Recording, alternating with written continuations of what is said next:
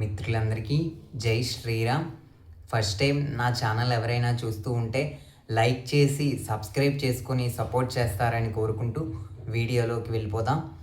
రక్షాబంధన్, దీనినే రాఖీ పౌర్ణమి అంటారు. ఈ నెల 28వ తారీఖు శుక్రవారం నాడు, శ్రావణ 3వ శుక్రవారం నాడు వస్తుంది ఈ పండగ.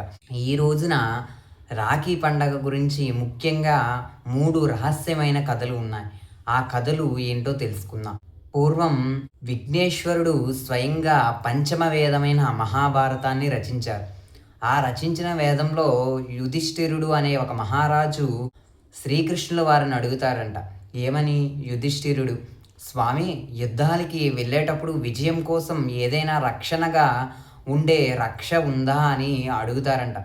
అప్పుడు స్వయంగా నారాయణుడైన శ్రీకృష్ణుడు చెప్తారంట, పూర్వం శ్రావణ పౌర్ణమి నాడు శచీదేవి, దేవతలకు దేవేంద్రుడు భార్య అయిన శచీదేవి తన భర్త శ్రావణ పౌర్ణమి నాడు అసురులతో యుద్ధం చేయటానికని వెళ్తూ ఉంటారంట.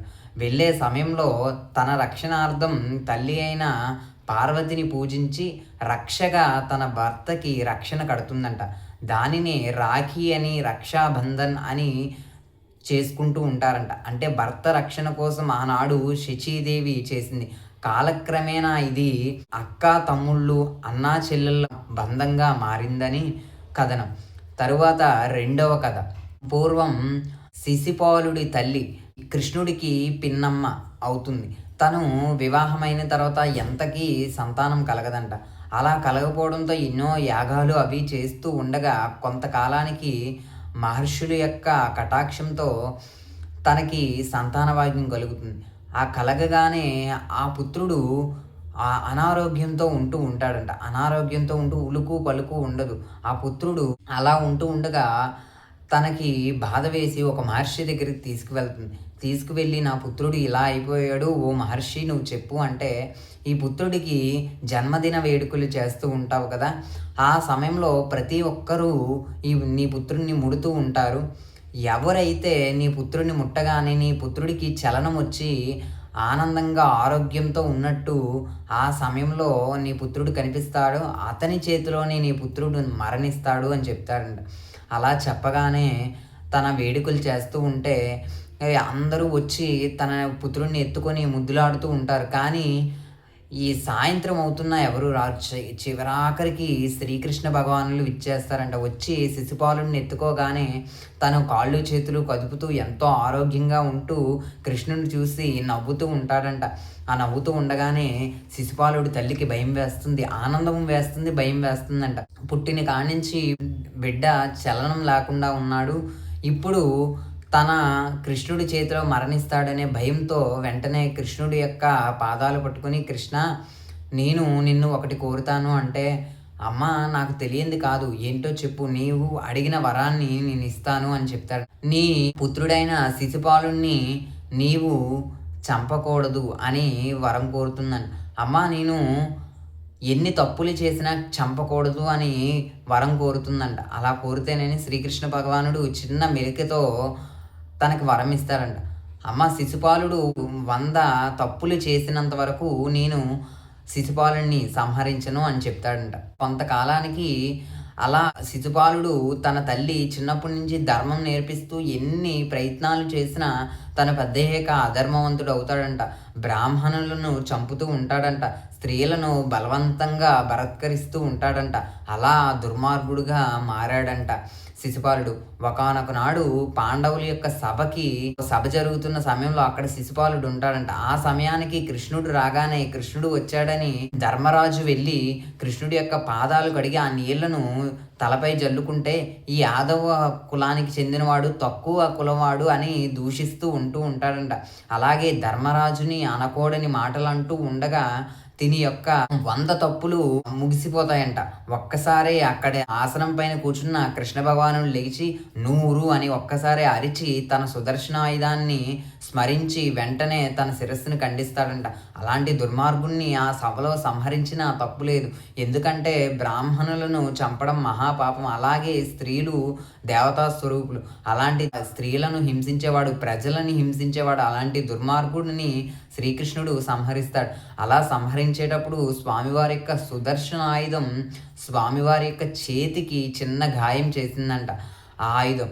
ఆ గాయపడగానే వెంటనే అది చూసి అందరూ శిశుపాలుడు చనిపోయాడు, శ్రీకృష్ణుడి యొక్క కోపం చూశారు. కానీ ఒక ద్రౌపది అమ్మవారు మాత్రం తన అన్న అయిన శ్రీకృష్ణుడికి రక్తం వస్తుందని వెంటనే పరిగెత్తుకొని వెళ్ళి తన చీర కొంగిని చింపి తన చూపుడు వేలికి రక్షణగా రక్తం కారకుండా నాప్కిన్ కడుతుందండి. అంటే చీర కొంగుని కడుతుంది. మనం రక్తం వస్తే నాప్కిన్ ఎలా కడతాం ఆ విధంగా అలా కట్టి శ్రీకృష్ణుడికి రక్తస్రావం జరగకుండా చూస్తుందంట. అది చూసినందుకు తనకు వరం ఇస్తారంట. సోదరి, నువ్వు కష్టంలో ఉన్నప్పుడు నన్ను స్మరిస్తే ఖచ్చితంగా నేను నిన్ను రక్షిస్తాను అని వరం ఇస్తాడంట. అలా కొన్ని రోజులు గడచగానే శ్రీకృష్ణుడు తన రాజ్యంలో ఒకానొక చోట యుద్ధం చేస్తూ ఉంటారు. ఈ లోపుగా ఇక్కడ మాయా పాచికలతో శకుని ద్వారా పంచపాండవులు కౌరవులు ఇద్దరు జోదం ఆడుతూ ఉంటారు. ఈ మాయాపాచికలు శకుని యొక్క తండ్రి యొక్క వెన్నుపూస నుంచి తయారు చేస్తారంట. అంటే శకుని ఏమి అనుకుంటే అవే పడతాయి. అలాగా మోసం చేసి తన రాజ్యాన్ని అంతా కౌరవులు దోచుకుంటారు. అప్పటికి వాళ్ళ కోపం తీరక ద్రౌపది అమ్మవారిని ఎలా అయినా నిందించాలని తన జిట్టు పట్టుకొని తన సభలోకి ఈడ్చుకొని వస్తారంట. అలా ఈడ్చుకొని రాగానే ఏం చెయ్యాలి అంటే వివస్త్రం చెయ్యమని దుర్యోధనుడు ఆజ్ఞాపిస్తాడంట. వెంటనే దుశ్శాసనుడు తల్లి యొక్క చీరను పట్టుకుంటాడంట. అక్కడ తను ఇంతమంది పెద్దవాళ్ళు ఉన్నారే, ఓ గంగాపుత్ర విభీషణ, నీవు ధర్మం చెప్పలేదా? ఎత్ర నార్యస్తు పూజ్యంతే తత్ర దేవతాం సంచార విభు. ఎక్కడ నారీమణులు స్త్రీలు పూజిస్తూ ఉంటారో అక్కడ దేవతలు సంచరిస్తారు. అలాంటి వేదాలు అన్నీ తెలిసిన నీకు కూడా నేను చెప్పాలా? ఈ కౌరవుల తండ్రి అయిన గాంధార రాజు గుడ్డివాడు అయిపోయాడు. అలాగే ఈ పంచపాండవులు నా భర్తలని నేను శరణు కోరిన వాళ్ళు జూదంలో ఓడిపోయారు. కానీ నువ్వు కూడా ఇంత పెద్దవాళ్ళు మహర్షులు, అందులో ఈ మహర్షులు అందరూ ఉన్న సభ ఇది, దీనిలో కూడా అధర్మం జరుగుతుంది. మీరు చెప్పవాలి కదా. ఇంత పెద్దవాళ్ళు మహారాజులు అనే ప్రతి ఒక్కరిని శరణు కోరుతూ ఉంటుందంట.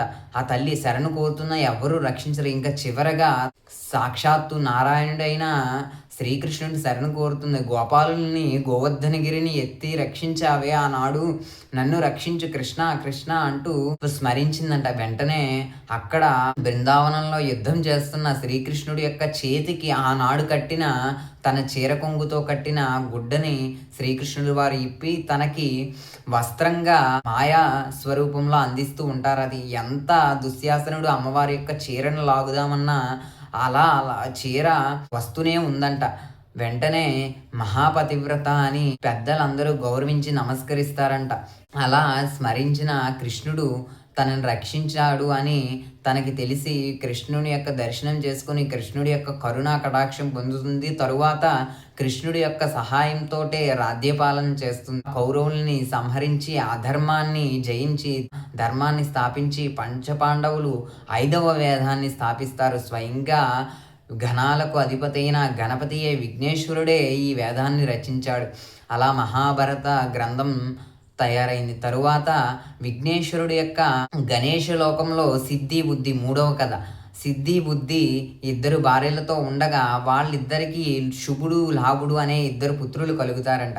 వాళ్ళిద్దరూ ఒకానొక నాడు వాళ్ళ సోదరి లేదని బాధపడుతూ ఉంటారంట. శ్రావణ పౌర్ణమి రోజు బాధపడుతూ ఉన్న సమయంలో గణపతి త్రిమాతలను అంటే మహాకాళి, మహాలక్ష్మి, మహాసరస్వతిని ప్రార్థించి వాళ్ళ శక్తులతో ఒక దేవతను సృష్టిస్తారంట. ఆ దేవతే సంతోషాలకి అధిదైవంగా సంతోషి మాతగా ప్రఖ్యాతిగాంచింది. ఆ తల్లి ఈ శుభుడు లాభుడికి రక్షాబంధనం కట్టి ఈనాడు జన్మించింది కాబట్టి, సంతోషాన్ని కలిగించింది కాబట్టి సంతోషి మాతగా ఈ కలియుగంలో పూజలు అందుకుంటుందని మహాగణపతి వరమిస్తారు.